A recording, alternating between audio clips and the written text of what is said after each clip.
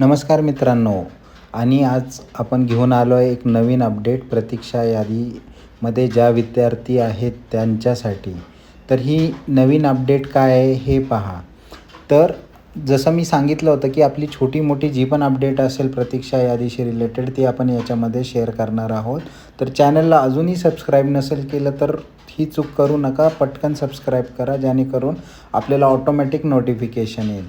तर चालू करूयात हा व्हिडिओ. तर एक बातमी आहे एक अपडेट आहे प्रतीक्षा यादीविषयी.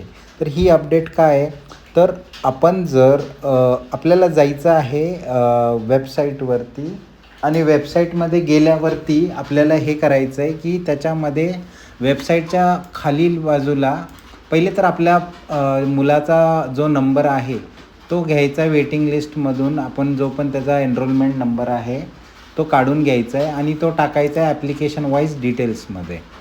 एकदा का तुम्ही ॲप्लिकेशन वाईज डिटेल्सला क्लिक करून अर्जाची स्थिती, ठीक आहे, तुम्हाला वेटिंग लिस्ट प्रतीक्षा यादीमधून तुमच्या मुलाचा नंबर पहिले तर ॲप्लिकेशन नंबर काढायचा आहे.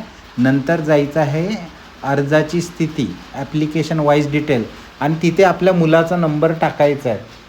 तिथे एकदा मुलाचा नंबर टाकल्यानंतर तुम्हाला तिथे पहिले दिसायचं की you are not selected to any school, की तुम्हाला कुठलीही शाळा अलॉट झालेली नाही आहे.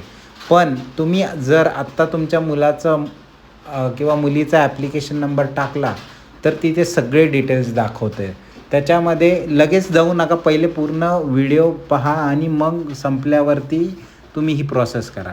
तर त्याच्यामध्ये गेल्यावरती तुम्हाला एकदा तुम्ही त्याच्यामध्ये डिटेल्स टाकले ॲप्लिकेशन वाईज, तर तिथे तुम्हाला पूर्ण डिटेल्स येतील. त्याच्यामध्ये तुमच्या मुलाचं नाव दिसेल पहिले तर तुम्हाला, त्याच्यानंतर त्याच्यामध्ये शाळेचा कोड दिसेल, त्याच्यानंतर तुमच्या मुलाचा प्रायोरिटी नंबर दिसेल तुम्हाला तिथे, आणि त्याच्या पुढे तिथे जर काही अपडेट असेल तुमच्या मुलाचा नंबर जर खाली वर किंवा म्हणजे आधीचा जो नंबर आहे एकतर तोच दिसेल, किंवा जर चेंज झाला असेल तर कदाचित चेंजवाला दिसेल.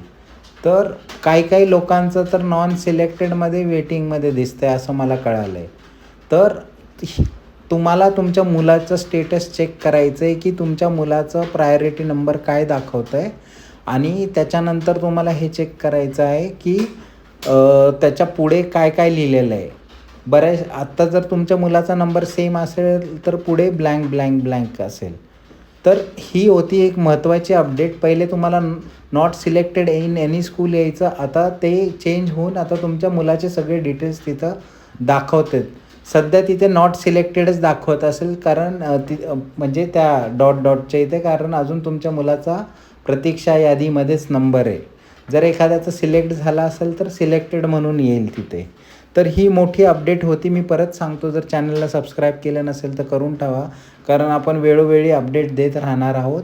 आणि आता ही प्रोसेस चालू झाली आहे ती त्याच्यामध्ये फास्ट ट्रॅकवर आहे, कारण आता डॉक्युमेंट व्हेरिफिकेशन हे चालू झालेलं आहे, आणि त्याच्यामध्ये आपल्याला पटापट कळत जाईल की बाबा किती लोक सिलेक्टेड झालेत, किती नॉन सिलेक्टेड झालेत, किती वेटिंग लिस्टवाले पुढं गेलेत, किती लोकांना अजून प्रतीक्षा यादीमध्येच थांबावं लागणार आहे, आपलं ॲडमिशन होणार आहे की नाही होणार आहे, हे सगळे डिटेल्सचे अपडेट आपण वारंवार आपल्या चॅनलवर देत राहणार आहोत. तर चॅनलला सबस्क्राईब करायचं विसरू नका.